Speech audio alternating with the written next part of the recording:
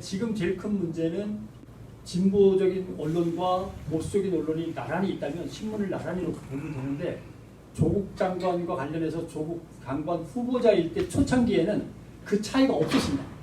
모든 신문이 다 그냥 한쪽 진영에 몰려가 있었던 거죠. 그래가지고 또 비교해서 볼 수도 없었습니다. 모두 그냥 검찰에 따르면 검찰되면서 그 조국 장관 임명과 관련돼서 언론의 그 흐름을 대개 1기와 2기로 나눕니다. 1기는 장관 임명 전, 2기는 장관 임명 후인데, 1기에 관련된 기사들의 키워드를 다 모아서 검색하니까 뭐가 나왔냐면 제일 많이 나온 단어가 의혹이었습니다. 의혹.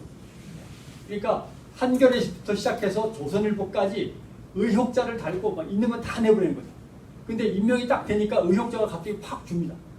조선일보, 중앙일보 쪽에만 의혹이 남아있고, 나머지 신문들이 제일 많이 쓴 단어는 검찰에 따르면,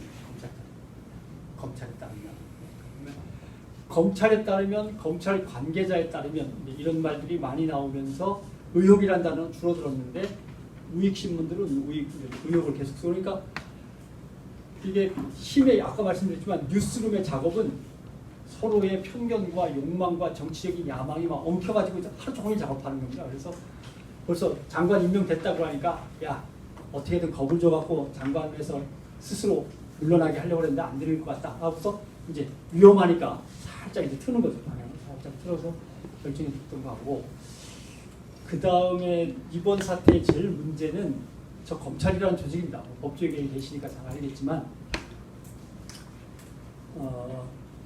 되게 기자들이 처음에 검찰 취재를 이렇게 담당하게 돼서 검찰청에 가고 하면 검찰과 법원과 헌법재판소와 제야법조계를 이렇게 다 맡게 되거든요.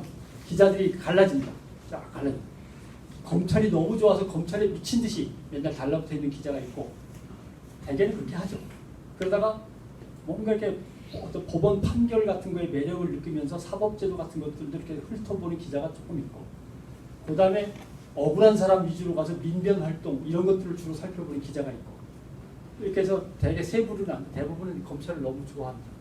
근데 한겨레하고 CBS 같은 경우는 제야법조계를 많이 뒤지는 스타일인데, 그런데도 불구하고 검찰이 매력이 있습니다. 네. 저는 검찰에 맞서가지고 맨날 검찰 두들겨 팬다고 하루는 위대하신 우리의 왕 선생님께서, 김기춘 검찰총장께서 저를 따로 부르더라고요. 변형, 우리 검찰 조직하고 원수진 거 있어요? 뭐 이렇게 맨날 한겨레하고 둘이 열심히 써? 그들이 여행을 공짜로 보내줄게. 어디 갈까요? 어디를 보내준다고 그러죠? 파키스탄하고 인도를 좀 갔다 오지 그래요. 바빠서 못 가겠는데, 근데 한겨레를 갔습니다, 진짜. 그들이 저한테 돌아오더니, 변형, 인도하고 파키스탄 교도소를 한번 두고 왔는데, 거기에 비하면 우리나라 교도소는 호텔이야, 호텔, 막 이러면서. 그러니까 기자들을 구워 삼죠. 검찰대로. 또 기자들은 검찰이라는 조직을 참 멋있어 합니다. 근데 문제는 뭐냐 하면, 검사들이 좀 거기 가만히 있으면 되는데, 우리 홍 지사처럼 정치한다고 나와버려요. 그래서 국회의원이 되고 당대표가 됩니다. 그게 끝나면 가만히 있으면 되는데, 커다란 로펌에 가시거나 커다란 대기업에 가서 고문 변호사가 되시거나, 그래서 검사를 하나 사귀면요 평생 권력자예요. 네, 그 검사는 이해가시죠? 근데 검찰 기자가 되면은 이런 검사를 한꺼번에 400명 내지 500명 만나요. 지방에 있는 사람은 못 만나는 치더라고요. 서울 수도권에서만 돌아.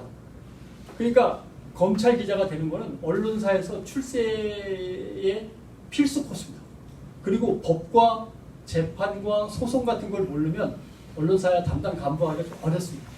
그래서 모든 간부들은 다 검찰 법원 담당 출신들이 합니다. 그 사람들이 부장하고 그 사람이 국장하고 그 밑에 팀장과 기자들이 있는데, 이 검찰도 검사 동일체가 있지만 언론도 검찰하고는 동일체입니다. 또 하나의 문제는 그게 대기업하고 연결되어 있습니다.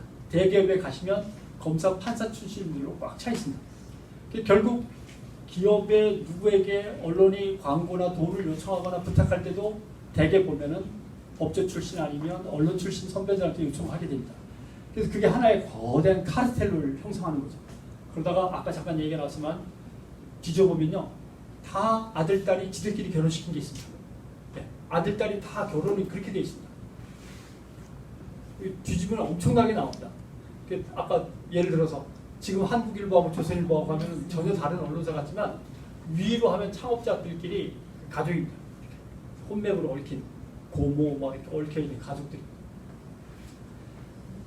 창업자가 아니라 한국일보는 소유주고 조선일보는 창업자입니다. 그러니까 이쪽에 동아마루하고 이쪽에 조선그룹하고 나중에 보면 인천그룹입니다.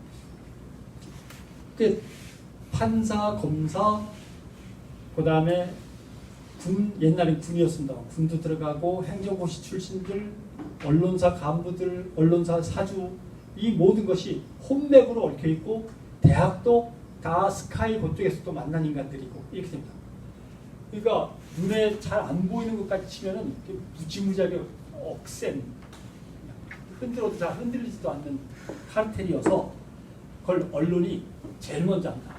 제일 먼저 알기 때문에 달라붙고 아부하고 하는 게 본능적으로 나옵니다. 본능적으로. 그래서 검찰에서 주는 대로 받아 쓰는 문제가 생기는 거죠.